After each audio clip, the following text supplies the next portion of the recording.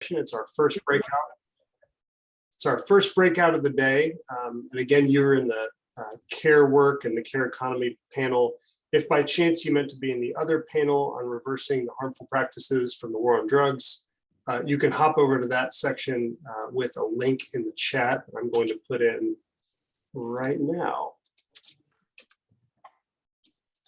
But assuming most of you meant to be here, that's great. Welcome. We're excited to have you. We're going to get started here very briefly. But before we do, I wanted to add a couple of notes. First is that we have the chat function working today, so please feel free to use that to interact with the other participants. If I know some of you, which I think I do, I'm sure you will make liberal use of that. But if you have a question for the panelists, we've devoted some time at the end of our session for audience Q&A. So please feel free to log some of those questions throughout the meeting in the Q&A function at the bottom of the screen, just to the left of the chat button. And so we can sort of accumulate those before we get to the end. I'd also like to, again, thank our sponsors for today's conference. You all saw a slide at the very beginning that included those. One especially pertinent sponsor to our topic today is the Learning Grove, which is an early child care and education provider in Northern Kentucky. Their generosity and the generosity of the others has made this event possible and free of charge to everyone here. And it also supports our work throughout the year.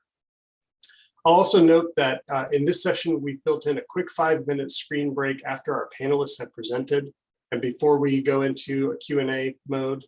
So please take that opportunity to stretch, use the restroom, grab some water, or do whatever else you need to do before we move into Q&A. So unless there's any immediate questions, which I don't see any in the chat, we'll go ahead and get started. So again, I'm really excited today about our panel discussion because this is a topic that I think is becoming increasingly more important, but until recently was not discussed as widely as it should have been.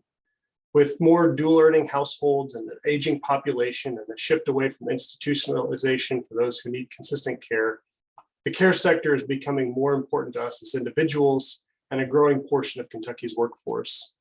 Despite the critical importance of direct home care workers, child care workers, and the other Kentuckians who provide various forms of care, their professions are among the lowest paid in the country and too often lead those who care for us the most to also struggle to make ends meet the most.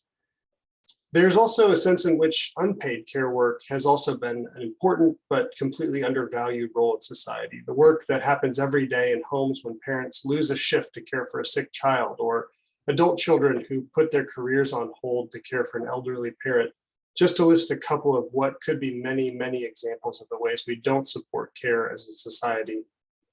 In both paid and unpaid care work, we will also learn in more detail today. This burden also falls more on women and disproportionately on women of color, leading to deepening inequality. And all too often that disparity goes either unnoticed or worse, is taken advantage of. Investing in our care infrastructure is investing in human potential, as I've heard Ai-jen Poo, who's the director of the National Domestic Care Workers Alliance, say before. So if our lawmakers in Frankfurt and Washington, D.C. want to invest in Kentuckians, investing in policies that support care work is an excellent place to start. And we know what those policies can and should look like in order to have a robust, dependable infrastructure of care throughout society. Being at the beginning of our state's legislative session and in a budget year no less, we thought this topic was especially pertinent to us as state lawmakers have the opportunity to make those investments and will make decisions that could either help or hurt the care of our neighbors and loved ones. But unfortunately, in the past, those policies have hurt more often than not. Due to a history of racism, misogyny, and outright indifference, potentially supportive care policies have languished, and budgets have neglected to make needed investments. And so we're left with a long backlog of needs, including paid sick and family leave, robust high quality and early child care and education, widely available and affordable home and community-based care for people who are elderly and disabled, and fair, safe, well-compensated working conditions for care workers. It's for that reason that we have invited our two esteemed panelists today. Each has deep expertise in care policy and have done extensive work analyzing what is needed, what we lack, and why we are where we are. Our first panelist today is Julie Cashion, who has been at the Century Foundation since 2015 and is Senior Fellow and Director for Women's Economic Justice. with expertise in work and family, caregiving, economic mobility, and labor. Julie has more than 2 decades of experience forwarding these issues in both federal and state governments and through the nonprofit sector, including as labor policy advisor to the late Senator Ed Kennedy, director of the Make It Work campaign, senior advisor to the National Domestic Workers Alliance that I mentioned earlier, and as deputy director of policy for Senator John Corzine. In these roles, she's helped develop groundbreaking policies related to childcare, domestic workers' rights, and state and federal paid leave programs. Next, we'll hear from Maroki Sawo, who is an economic analyst with EPI's Economic Analysis Research Network, which is called EARN, a group that KY Policy is a part of as a state member. She conducts research at the national and state level on economic consequences of racism and misogyny. And as a member of the EARN team, she contributes to advancing progressive state and local policies by producing research on systemic inequality and providing technical assistance to their network, folks like me. Her latest 2021 publication examines recent changes in Black women's employment levels across the country and analyzes longstanding conditions in the labor market that made Black women vulnerable to pandemic shocks. Sawo previously was a researcher at the Groundwork Collaborative, where she primarily focused on the economics of anti-austerity at the federal level, as well as varying unemployment insurance issues and the broader labor market conditions. So, having said all that, I'm really excited to hear from our panelists today, and we're going to start with Julie. So Julie, I'll hand it over to you. Thank you so much. Thanks for that great introduction and setting the context so well. It's really great to be with you today. What I want to ask is for folks to just take a moment to imagine a situation where you've either needed care or needed to provide care. Just take a moment and imagine that. And if you're a parent of a young child right now, you actually don't need to imagine it. You are experiencing it. And I'm going to share that a bunch of moms in Boston recently got together to have a socially distanced screaming circle. And so if you need a good scream, just make sure you're muted and in an appropriate place if you're a mom of a young child or a dad of a young child right now. And feel free to get that scream out because you deserve it. So many people have care stories. You know, I think about a woman named Jessica Fluke who was working in childcare when she became a mother 3 years ago. And she started looking for employment outside of childcare because she knew she couldn't afford to provide childcare for her own newborn while working in the childcare sector. She left and she started a small business, the dream small business she and her partner had. And then the pandemic came along and destroyed her small business. And so she's still at home with her child right now and basically waiting until either she can afford subsidized care, or she can get access to subsidized care, or her child goes to kindergarten to be able to access care. And this story is just repeated all over the country every single day. I'm going to share my own story, which is a privileged one, but I share it because it paints the sandwich generation picture that I'm living. So in April 2020, 2 weeks into remote kindergarten, my husband and I did not know how we were going to continue to work 2 full-time jobs and care for our then 6-year-old. But I came up with a solution.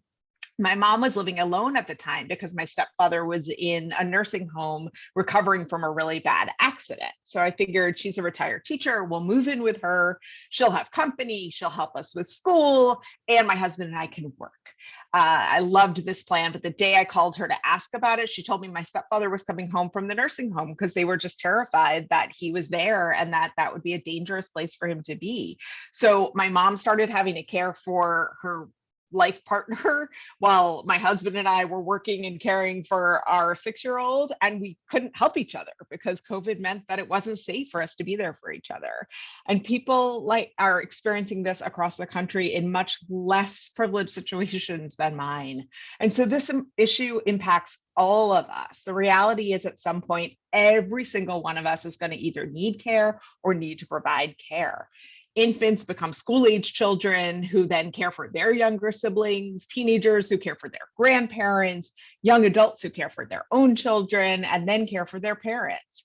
There are 53 million unpaid family caregivers who work alongside the nearly 6 million paid caregivers who make up the care economy. And so we need to care about care because it impacts every single one of us, but also because it's bigger than us. It impacts economic recovery and prosperity. And, Dustin referenced Ai-jen Poo. Well, she is a visionary leader on this. And she also says, care work is the work that makes all other work possible. And it's true. Investing in care creates jobs. It supports parents and other caregivers to have stable employment. It's so key to family economic security and the ability to build wealth. And it supports the health and well-being of children, older adults, and people with disabilities. We also, as Dustin referenced, cannot talk about care without talking about how it's both impacted by and impacts race and gender. But the US has never built a comprehensive care infrastructure. We have left families to shoulder the responsibilities of caregiving and working, taking on double and triple shifts with no common sense protections, no paid family and medical leave, no high quality affordable childcare, no home and community-based services or long-term supports. And the results is the care crisis. I mean, today, a household's wealth and income determines whether they have access to more and better care options. That's just the way it is. Talk about income inequality. And the reality exacerbates and perpetuates structural racism and sexism, which have caused people of color and women to have less wealth and lower earnings throughout the entirety of their lives. And it becomes a generational issue as well. If you think about it, even before the pandemic, the price of childcare was over $20,000 a year in some communities. And for low-income families across the nation, childcare expenses could eat up 35% of a low-income family's income. Caregivers who care for adult family members lose $300,000 over a lifetime in lost wages and Social Security benefits. And you don't have to frantically scribble. I'm happy to share this data later. It's in a bunch of different reports that I've written. And so it's not a temporary phase. It doesn't just affect one point in life when they're providing care. It actually has this impact that ripples across a lifetime and across generations, as I said. Workers and their families lose an estimated $22.5 billion in wages every year because of the lack of paid family and medical leave. And that's, the time to care for a newborn and newly adopted child, manage a serious illness, care for a seriously ill loved one, or address a military deployment.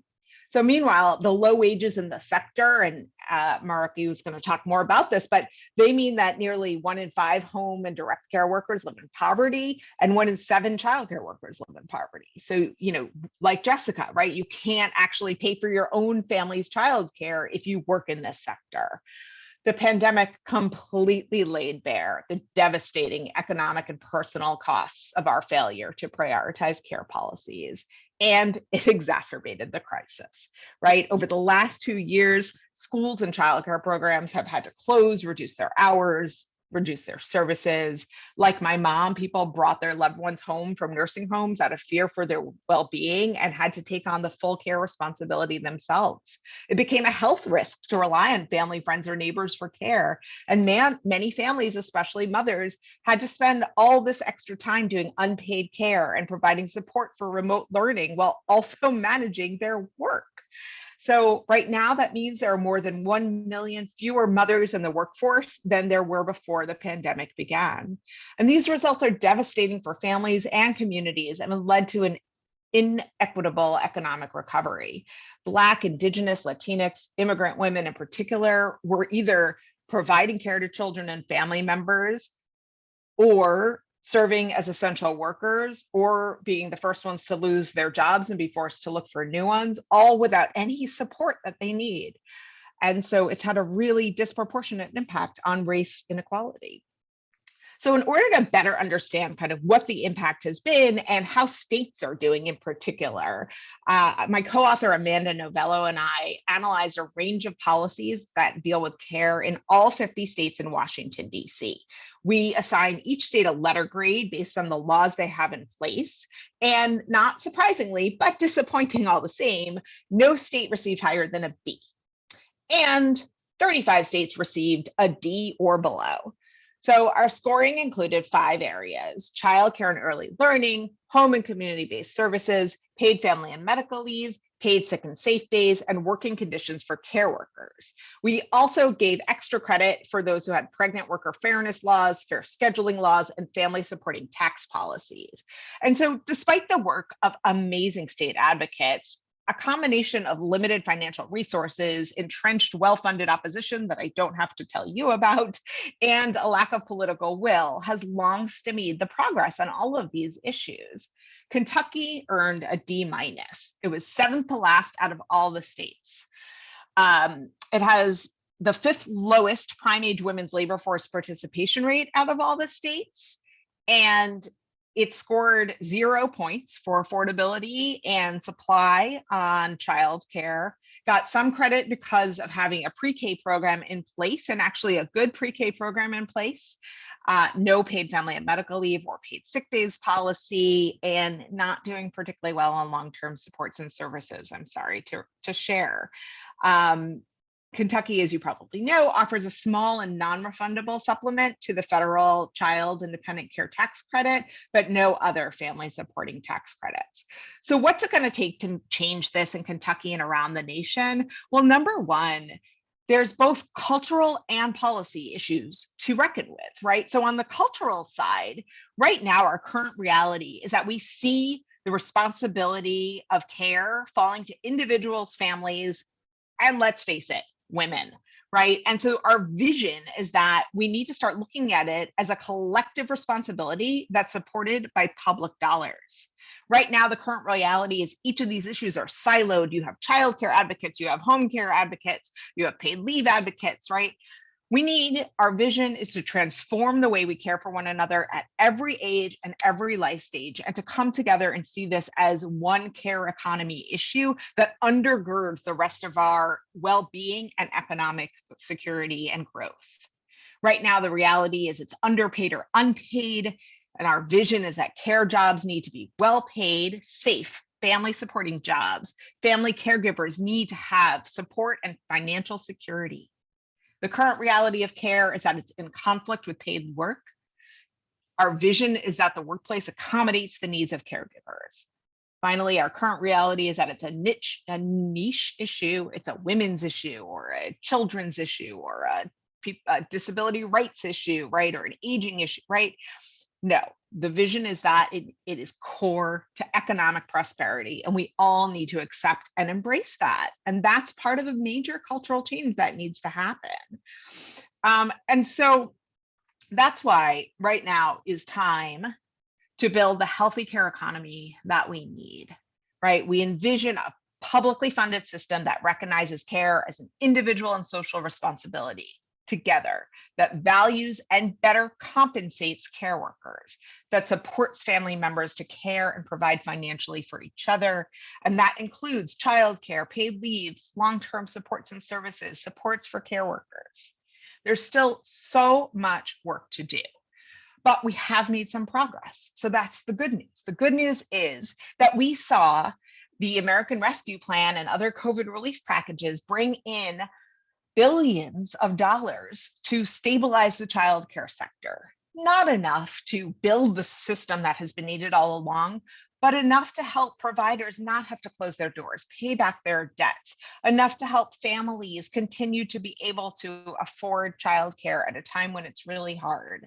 We also saw home and community-based services get money during this time to help people get out of institutionalized settings or have additional support to age or be in their homes as they need support with independent living or aging with dignity.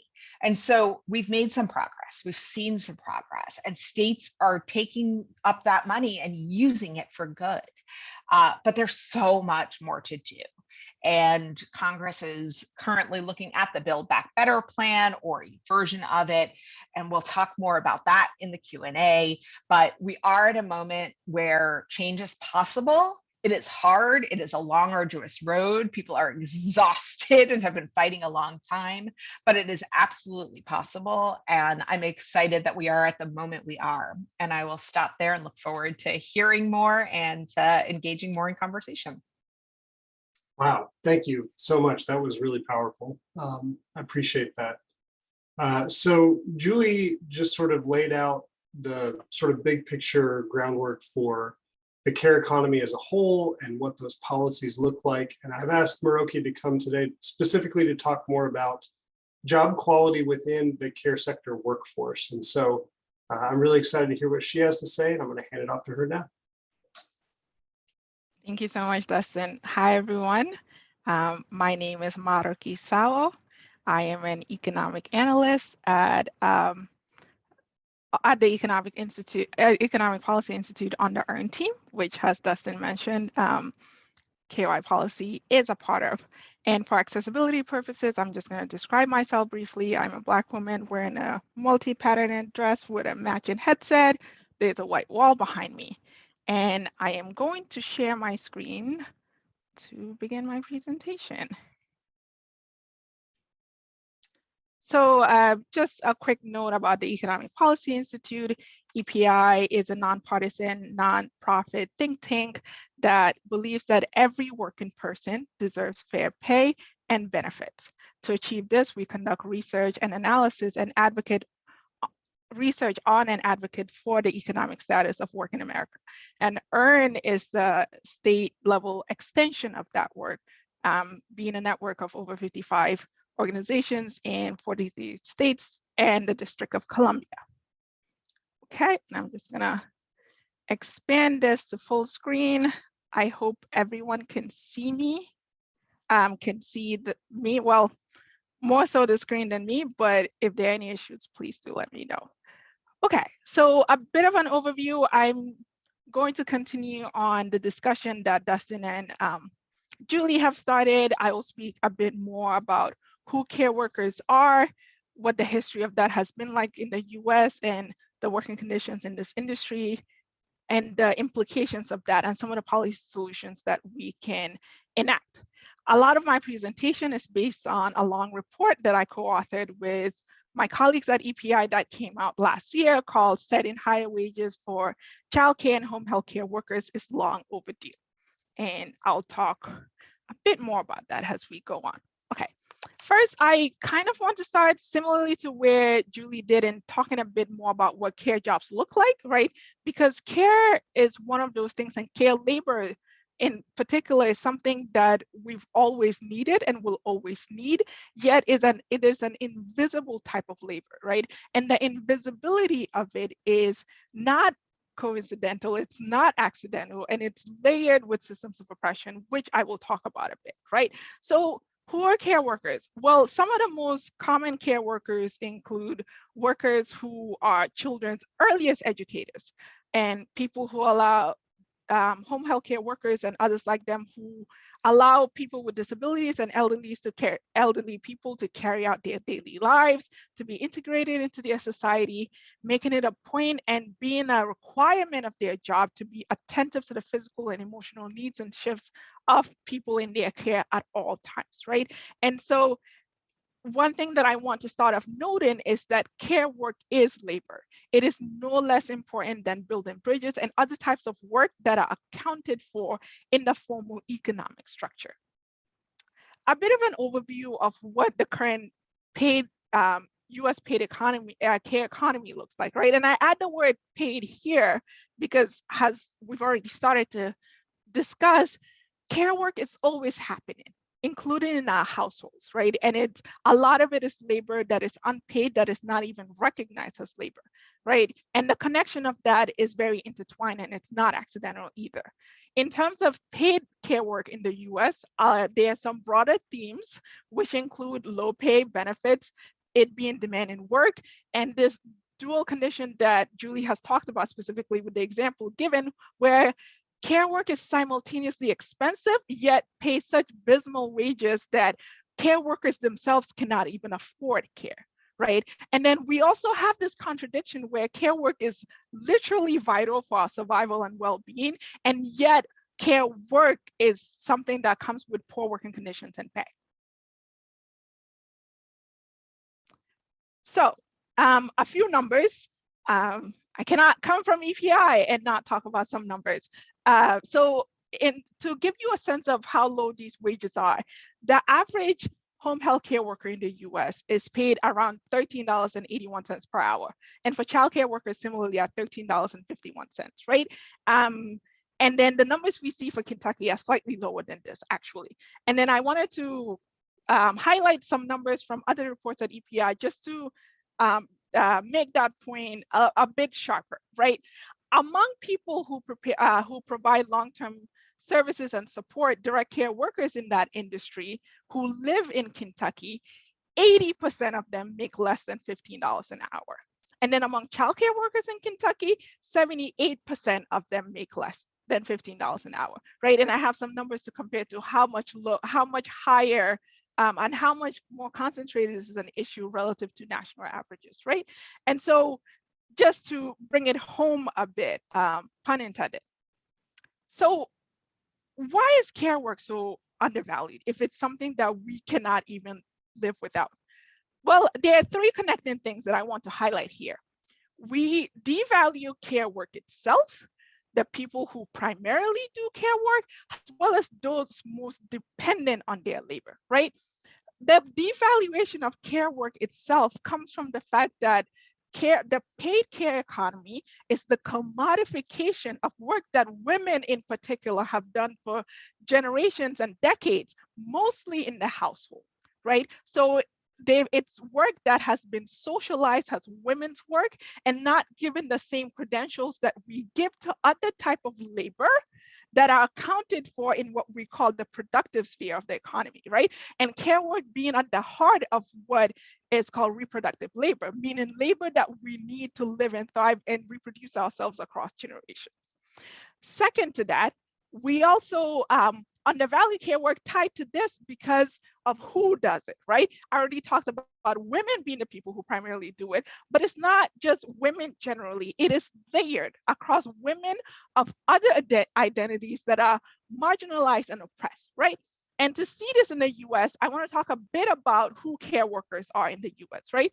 And so this first graph here, it's looking at the share of workers in a few different categories across race and sex and ethnicity, right? This first graph, this first bar over here tells us the share of these different groups across the entire US economy. So for example, white women make up 29.1% of the overall US economy, and Black women at 6.4%, and then Latinx women at 7.5%, right? But then when we look at key care economies, these groups are heavily concentrated in it. To take the example of Black women, even though they only make up 6.4% of the overall US economy, they make up 26.1% of home health care workers, right? So they are 4 times overrepresented in this industry. Similarly for childcare workers across these different identities, right? So in the US, what we see is a concentration of women of color and immigrant women in these care jobs, right?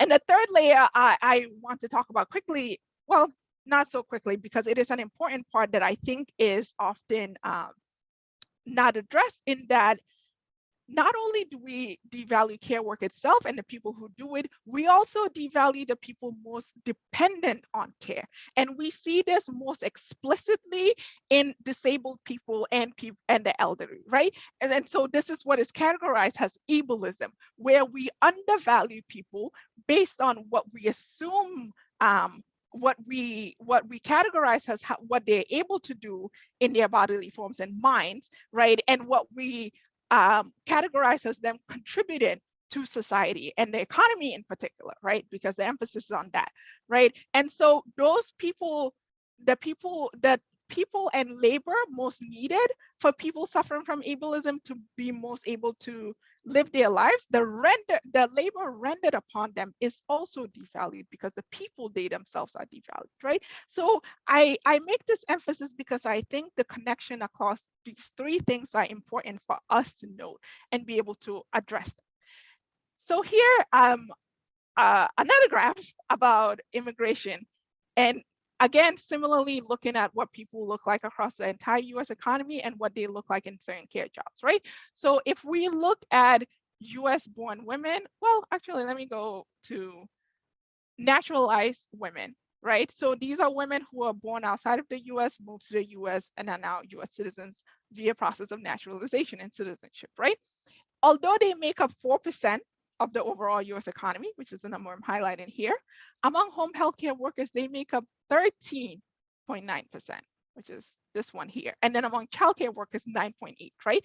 The comparison here is to recognize that they're concentrated in these jobs relative to their overall share in the economy, right?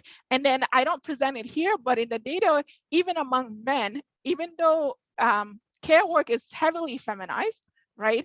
Even among the men who work in these industries, they're disproportionately immigrant men, right? And this is something we observe across other parts of the world in looking at who performs care work, in that it being something that is concentrated among people who hold other identities that are also oppressed and pushed to the periphery. Okay, so the fact that these graphs look like this are not random in the US, right? They have a deep history. And like a lot of things in the US that relate to oppression and its continuation, these go all the way back to slavery, right? In the US, during slavery, a lot of care work was performed by people forcefully, performed by enslaved people. In post-slavery US society, the care labor that these people rendered did not cease to be needed. It just became shifted in how it was done. And a lot of it came to be done by Black women and immigrant women in deplorable working conditions and pay, right? Because the conditions in which they were existing in itself was questioned and devalued. These were people, for Black women in particular, not that long ago, you assumed you can own as property, right? And not only do we see this in the late 19th century, we see the expansion of paid care work in the early 20th century in other spheres outside of the household, right? And even as these go along, we also see these workers being excluded in key labor legislation and movements, including infamously during New Deal reforms that intentionally left out domestic workers and farmers. And the repercussions of that continue to be seen today, right? However, this has been exasperated by policy, and policy can do some things, which is why I'm going to talk about some policy solutions now and making sure I'm not going to go over time. Okay, there's just so much to talk about, right? So in terms of what can we do about this? Because we're not powerless in being able to do something. This is not a naturally occurring fact that we just have to endure like our DNA sequences, right?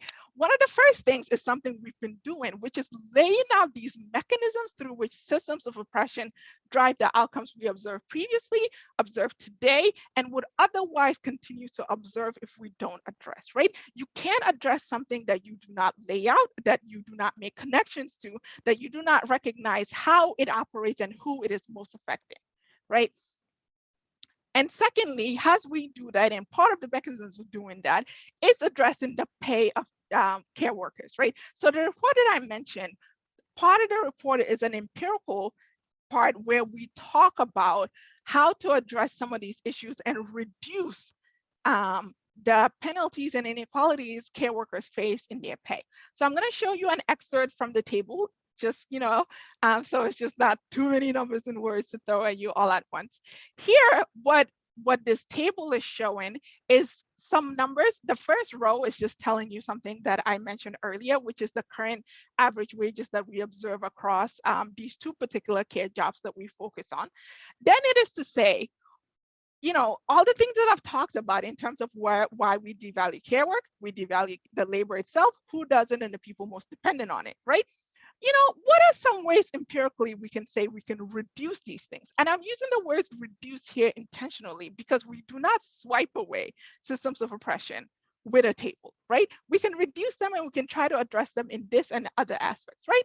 So first we say, what happens when we reduce the care penalty? So the empirical literature on this has shown that care workers, by the very nature of doing care work, are penalized relative to other people who do other types of work who are similarly situated in terms of the things that we believe affect pay in terms of years of education, blah, blah, blah, right?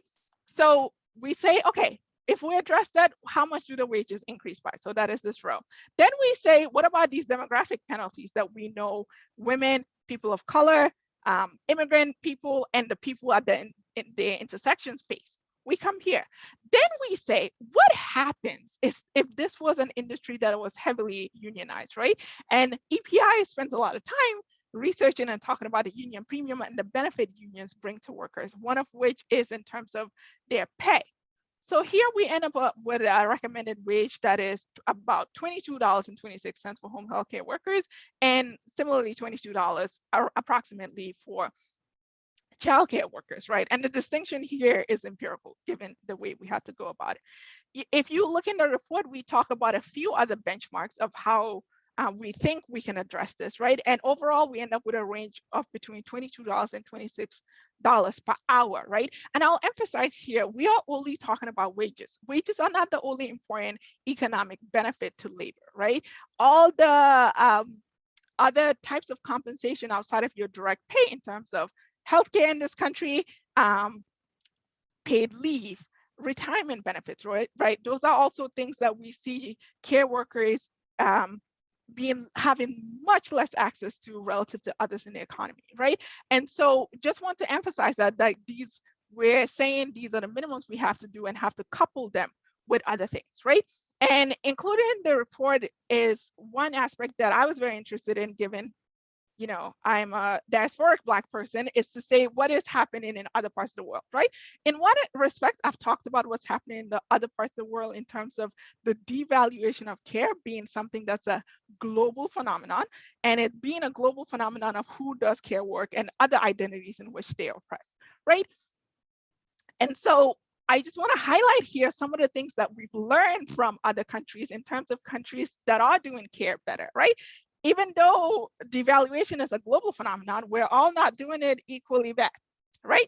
And we see a set of things in countries that are doing it better, as well as within the US in places that are doing it a bit better, right? And three things that I want to highlight here. Collective bargaining, right? I've already started talking about unions. You cannot give a presentation from EPI and not talk about unions and the importance of collective bargaining. Second being universal coverage for care services, meaning everyone having the ability to access care services at the various ends of need.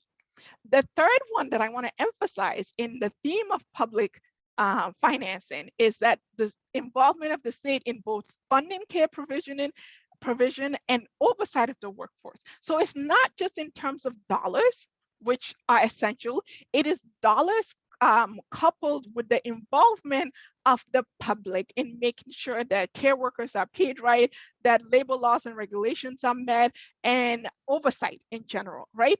And so across the world, a running theme that the International Labor Organization notes is that care services are better and care quality are better in places where the state is involved in the provision of it, and worse when left to private markets on their own, right? And so all of these are important in a number of ways that I've been talking about, but I just want to highlight one last thing in this point, that our need for care is only growing. One way that this is manifest is, demographic changes that we know are happening in terms of, in this country, it is people aging, right? The older population growing. In the world, it's not just people aging, but on the lower end, right, too, right? So if we look at Sub-Saharan Africa, for example, half the continent is under the age of 18 or projected to be under the age of 18, right? So their care needs at every end, right? But our need to address care is a moral need in terms of the labor people put out, and that's the necessity of it and not being paid for it. It is an economic need in terms of that our current system is wasteful in a number of ways. It creates a lot of turnover. So thinking about the example Julie gave at the beginning of the woman who cannot even continue her job, right? Because she cannot afford to be a care worker, right? It means that we need to be able to have enough pay and benefits and work oversight to be able to attract enough workers in this industry to meet the demands that we have, right? And just to conclude in my remaining 46 seconds is to point out a few things. My hope is that the presentation so far has given useful insights in being able to connect the historical and ongoing systems of oppression that inform the care economy, as well as thinking about ways we can address it today, right? And conditions, as well as quality care provision, because when care workers are well off, provisioning of care is better off, and people on the receiving end better get better quality care. And lastly, I just want to note that improving the wages and working conditions for care workers is unmistakably an intersectional issue, and it's an intersectional gender, racial justice, disability, and immigrant rights issues that we must address now, as all of us need care. Thank you very much. And I am right at 20 minutes. You nailed it. That was perfect. That was really good. I'm just so impressed with what both of you shared. I think that was incredibly powerful and helpful to us as we head into our General Assembly and continue to advocate for better care policies in Kentucky. Julie, you were a little short. You have a little extra time, and we have a little time before our scheduled break. Is there anything you wanted to reflect on from what Maroki shared, or anything else you want to add? I'll share a little bit more about what's in the Build Back Better Act that's relevant here. I think that, the original version included childcare and universal preschool. And so basically the idea of building up the comprehensive system we have long needed, it goes from essentially infants to 5-year-olds. And so there's still another huge need for after school and summer and non-traditional hour care for older children that's not addressed by what's in the bill, but it does make a huge difference in terms of infants and toddlers and preschoolers.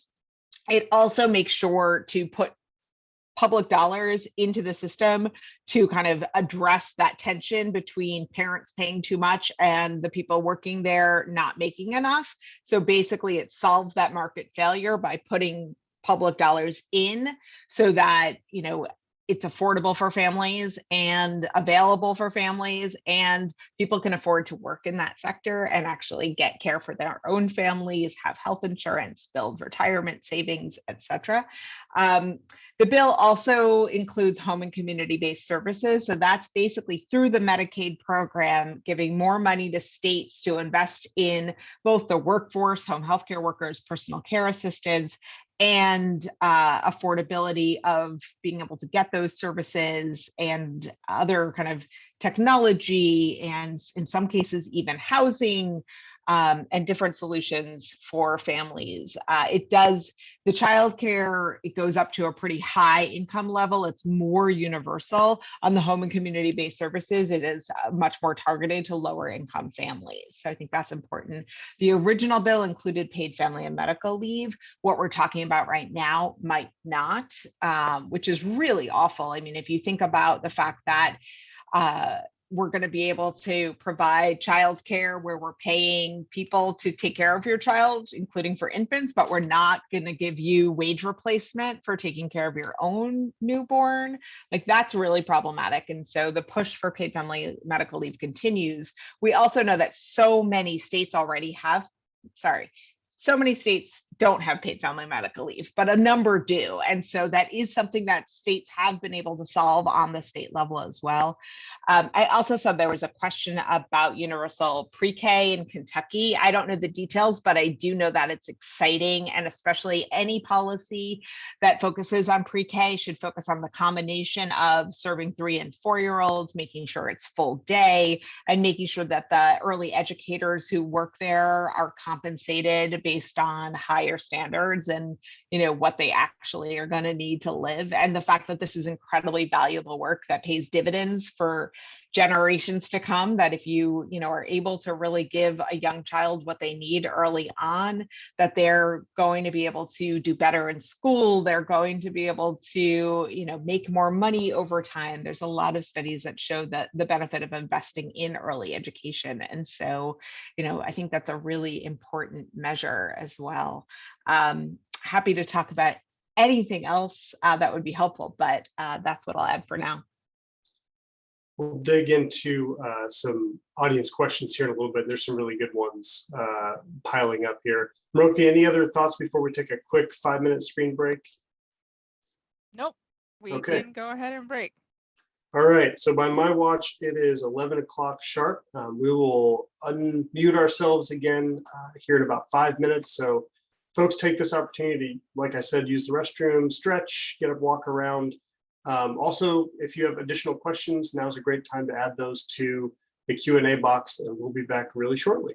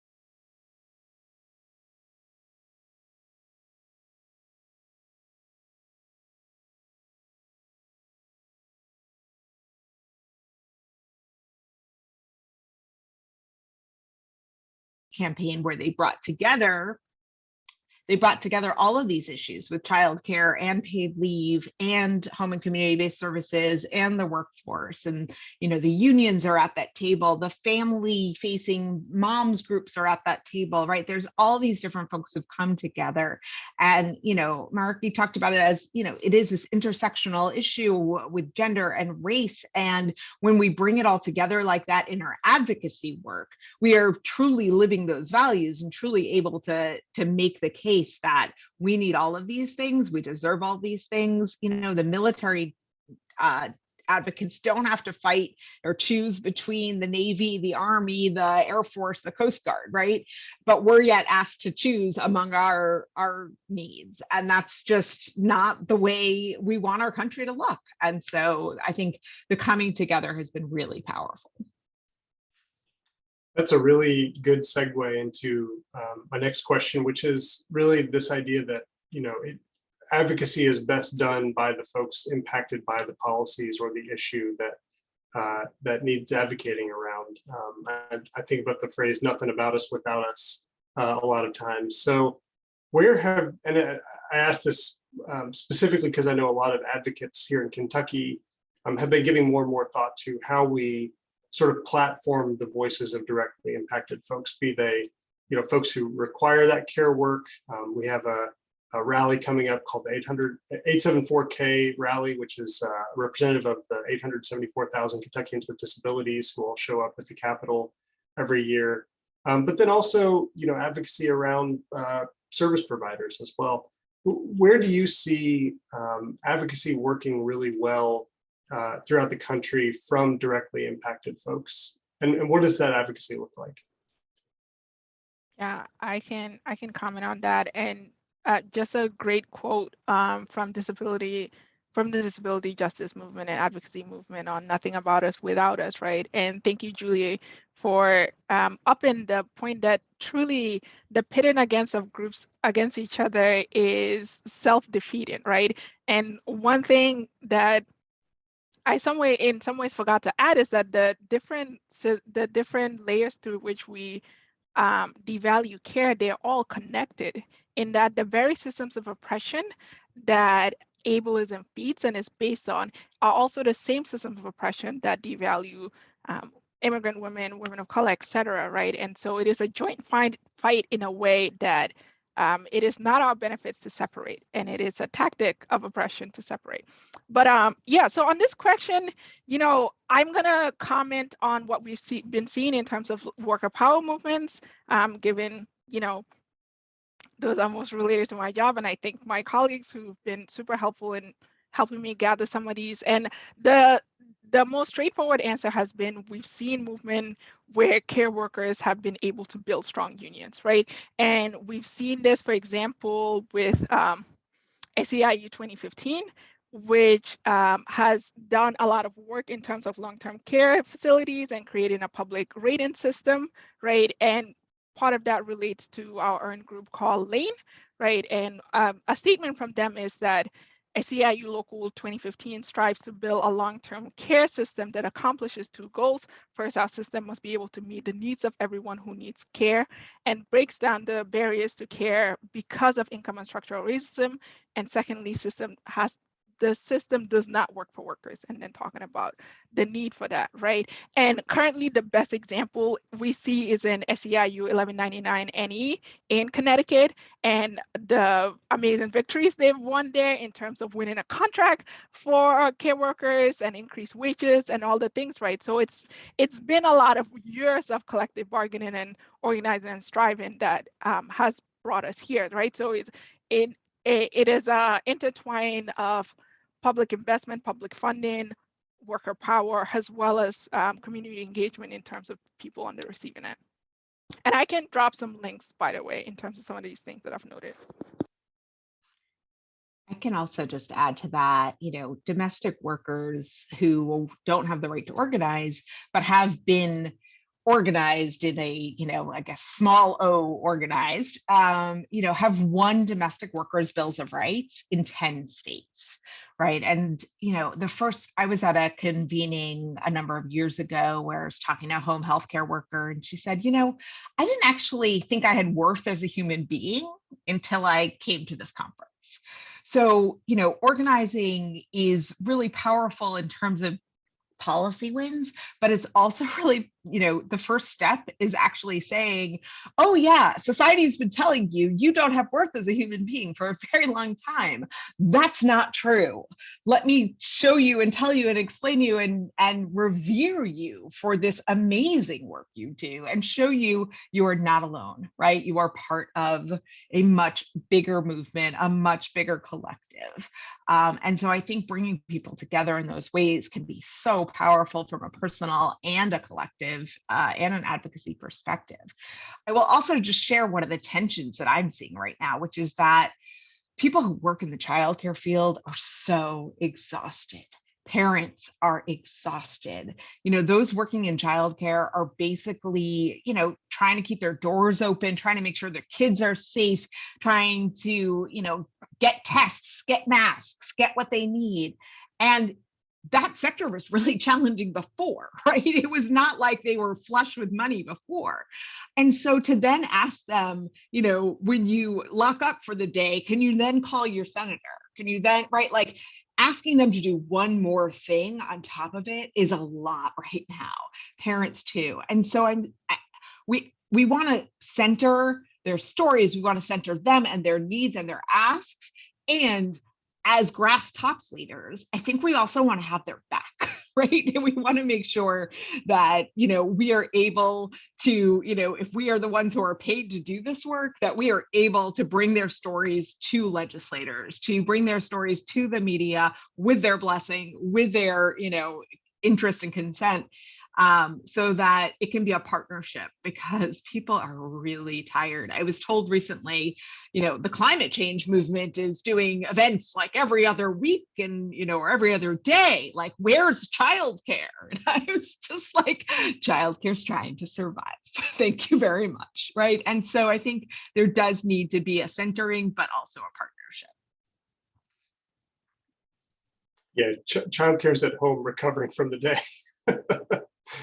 Our childcare room is closed right now for a COVID exposure. So we've been living that all week. And I really appreciate the folks at our center. Well, I'm looking at the list of participants from now and from earlier before a few people dropped, and I'm seeing folks who are in health equity advocacy, who are in disability rights advocacy, early childhood advocacy, folks who advocate for our 1915C waivers and their populations. So I'm curious to know from you all, for them, where do you go for good information? When you're burned out, because this is a long fight, where do you go for inspiration? What are some resources you might share for folks that could be useful to them in our fight here in the state?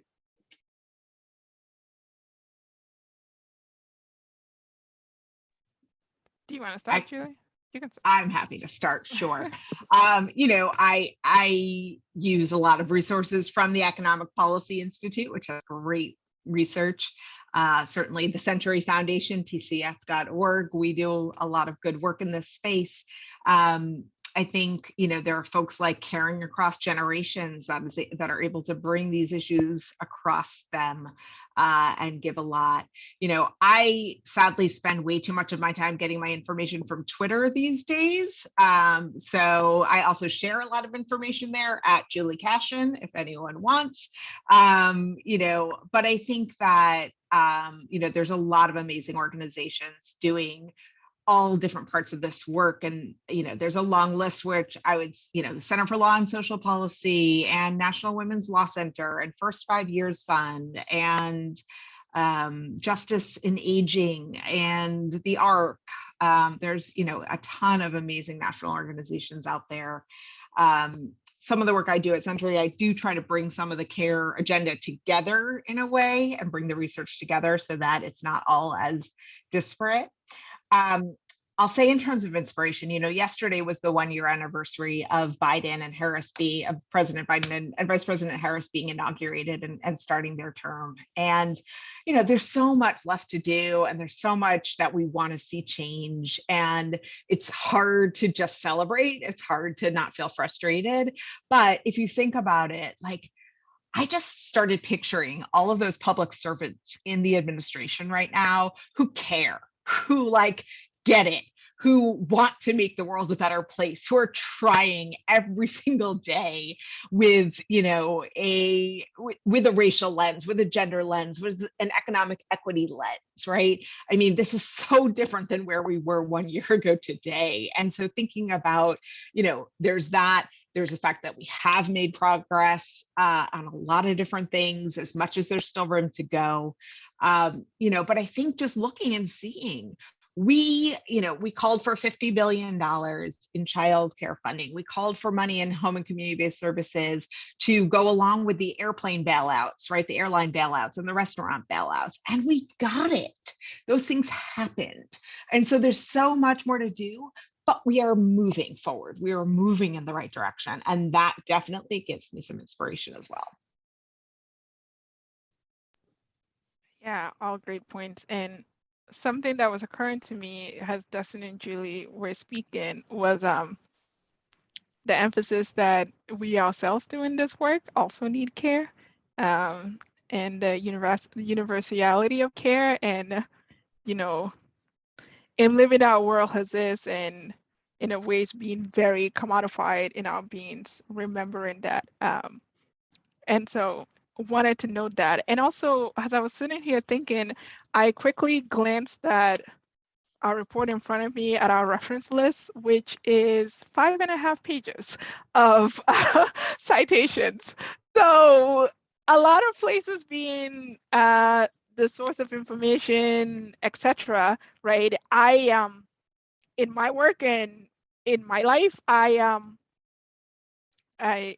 there's an interconnected duality in my thinking in terms of being a quantitative researcher as well as someone who believes the quantitative must be grounded in the theoretical and the historical, right? And so, in terms of quantitative work, EPI does a lot of quantitative work, and we also do a lot of preparing data releases from the BLS in terms of the consumer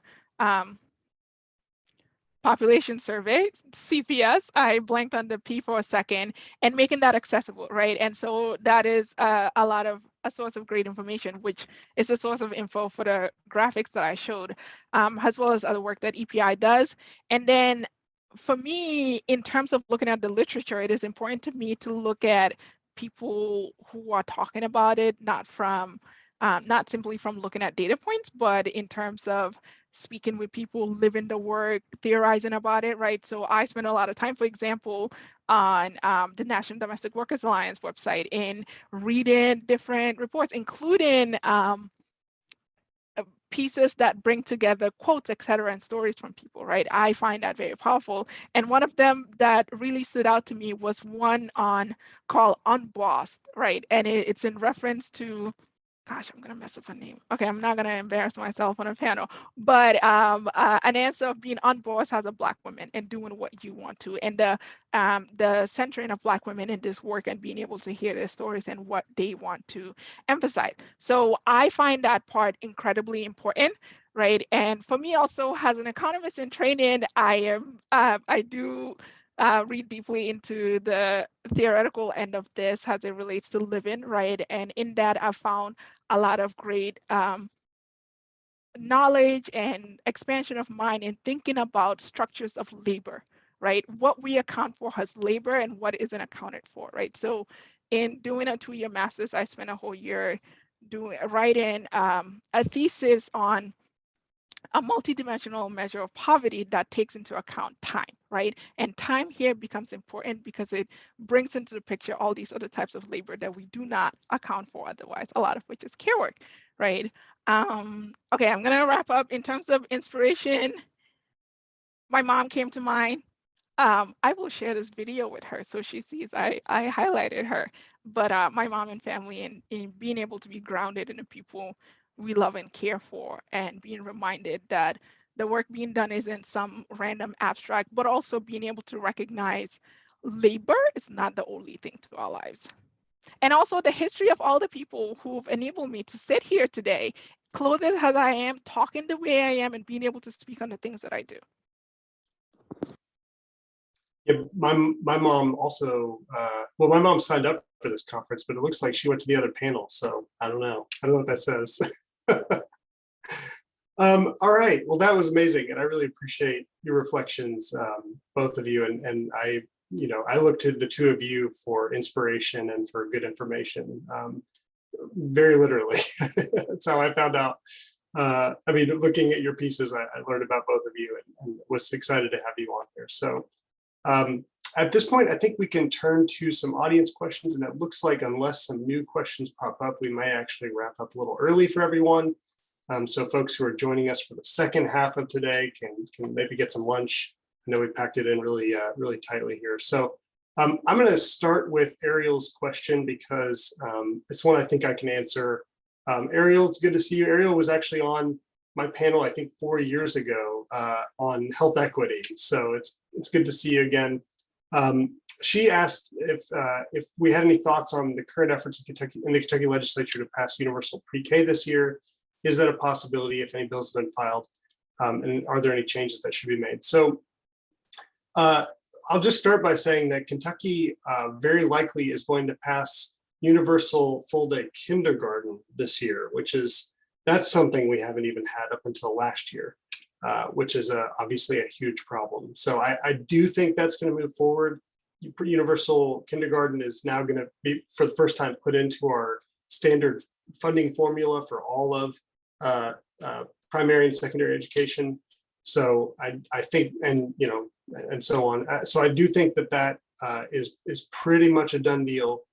Universal pre-K was proposed in the governor's budget, but as folks in Kentucky know, it's been a little bit chaotic this year. The House sort of went out and ahead of the governor and proposed their own budget first, which did not include that. They made some changes to their budget yesterday. It also did not include universal pre-K. It didn't actually even include an increase in funding for pre-K. So yet another reason to push hard for the Build Back Better plan, which would include a little bit of extra money from Kentucky for universal pre-K, but not as much, obviously, as doing it ourselves. I will say that there will be bills filed for universal pre-K. I believe Josie Raymond from Louisville in the House files a universal pre-K bill every year. So we can be looking for that and use that as an opportunity to message and push for it and talk about the virtues. universal pre-K, but in terms of a good chance of it passing this year, I think our best hopes are still placed in some robust federal funding that we've seen proposed recently, as I'm sure is the case in a lot of red states throughout the country right now. I'm going to go to Jake's question next because I think it's probably pretty straightforward. So Maroki, this is for you in your report. Jake is the Economic Justice Policy Council at the National Partnership for Women and Families. He's a good guy and actually a Lexington resident right now. So he wanted to know specifically in your quantitative, do you see the question? Yeah, your quantitative research for folks who can't see or haven't seen. He wants to know who is counted as a childcare worker in the data as opposed to a pre-K worker or a worker in other forms of early childhood education. Yeah, that's a great question. And it's one that actually relates a lot to how we did one of the benchmarks for childcare workers is in making this connection that is implicit in the question between the work being done by childcare workers and what are traditionally narrowly called early childhood educators because they work in schools. So in terms of the data particularly, we use the childcare industrial classification, right? So this is the classification where someone's primary job is labeled as childcare workers within the 2010 or 2018 census industry classification.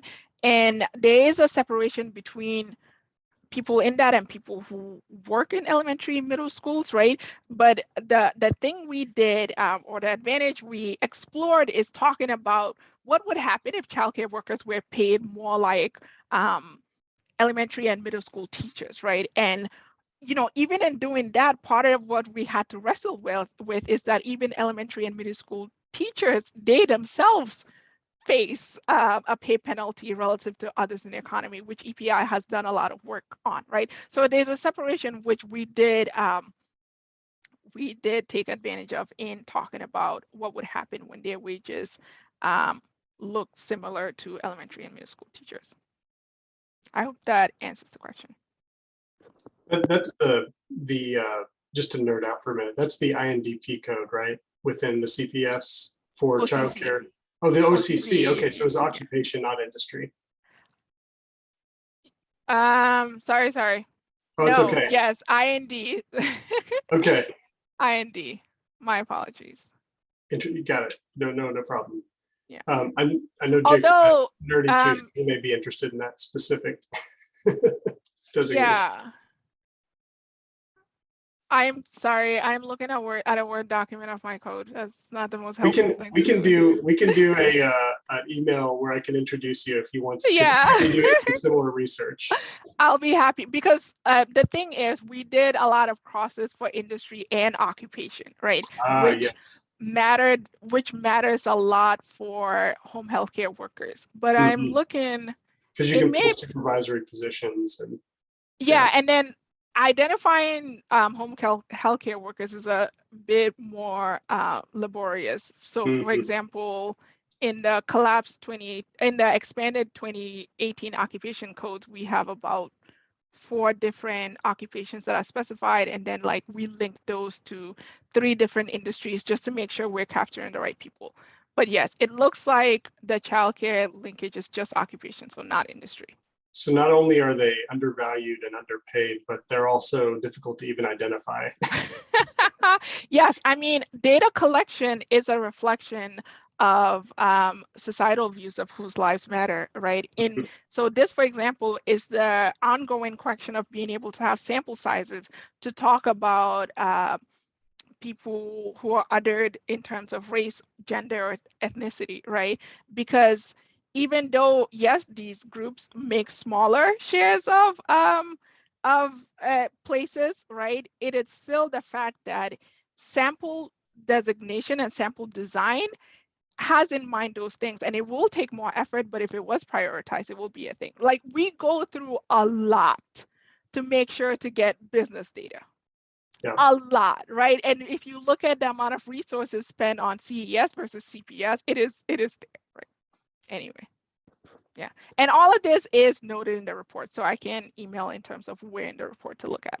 I'm riveted in this conversation, but I'm also glad that we didn't actually lose anyone in the last 5 minutes. So that's really good. All right, so let's go to the last question, which is from Ted Sloan, which is related to the so-called Great Resignation, which I like. Moroki, your boss, called it the Great Finding a Better Paying Job, I think, at one point, which I think is maybe a better term for it. But the question is how the Great Resignation, how the flow of low-income workers out of the workforce to better paying jobs has benefited care workers, if at all. So yeah, has there been any data on how this change in people quitting jobs and moving into other jobs, has that been beneficial at all, or has it hurt low income care workers? What's your all's take on that? I can give kind of a big picture, and then probably there's a more data-based one too. But I think there's a few things to think about. Number one, there are sectors where there's actual profit involved, like retail and restaurants, and maybe not a lot of profit, but there's still like some room, right? And so they can offer workers more money. Whereas something like a care job at childcare or home care, especially when there's such a small, margin, right? There's not room to say we're going to spend more money to keep you. And so, there was a New York Times article talking about someone who for $10 an hour cares for kids, for $15 an hour makes coffee for people at Starbucks, and at some point is probably going to go just work at Starbucks, right? And so there's not a way to leverage more money for pay out of a system that does not have money unless the government acts. So I think that's one issue in this sector. The one positive thing that I think may be there is, for many, many years, leaving the workforce to care for a loved one has been a huge penalty, especially for women, right? And so it's been hard to get back on track. It's been hard to get, the pay you had before. I have a hunch that this may be a moment to change that. I don't know. We may have to do work for that to be the reality. But because so many people are forced to leave work to care for people or reduce hours to care for people, I'm hopeful that there will be some change in what it looks like to get back to the labor market.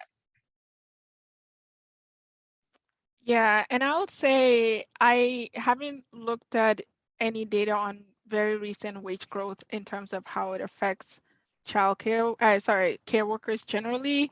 I think the broader thing I would say is that I think the important change will come from more structural changes that would last longer, because to me, part of the push for what is labeled as a great resignation is people being pushed to the breaking point, right? And the recognition that our economy has, I think this was an EPI person quoted saying this, or along similar lines, that our economy has been running on bad jobs for a really long time, right? And the pandemic exacerbated them. The pandemic brought them to the forefront.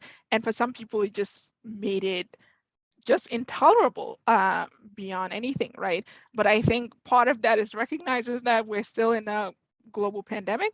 We're in a pandemic where public support has diminished a lot in terms of direct household provisioning, with regards to expanded unemployment benefits expiring, stimulus checks no longer being something that we talk about, right? Child tax credit being something threatened, and I want to say paused instead of ended.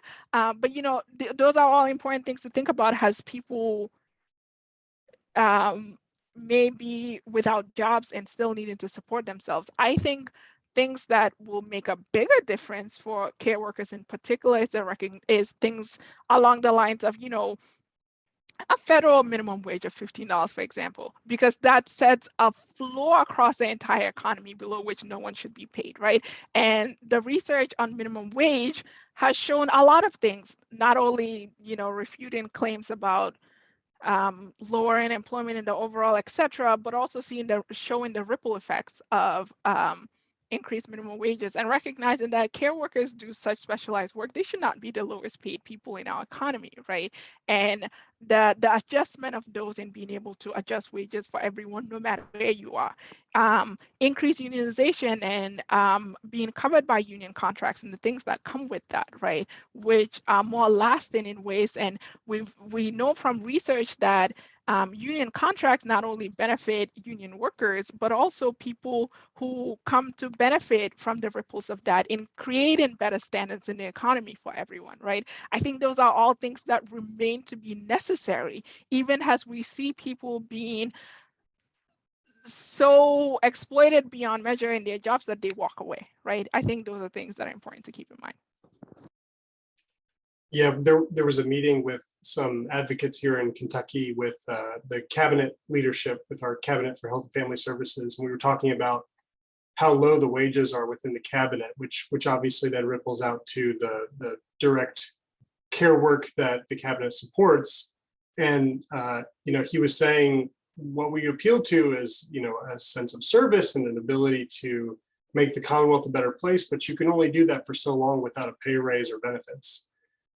And he's right, and I think that that's really true for the way things are going with care work throughout the economy. I don't see any other questions. I did have one other question that you briefly touched on, Maroki, which is kind of pertinent to right now. We're, I guess, 6 days out from the first missed child tax credit payment that had been going out to families across the country, including me. And so I'm just kind of curious to know from you all, I guess, one, how has the child tax credit helped with the provision of care, either paid or unpaid? Because I know part of the thought process behind the child tax credit was that, for folks who can't or for good reason don't send their children to childcare, this helps to support the provision of unpaid care work at home.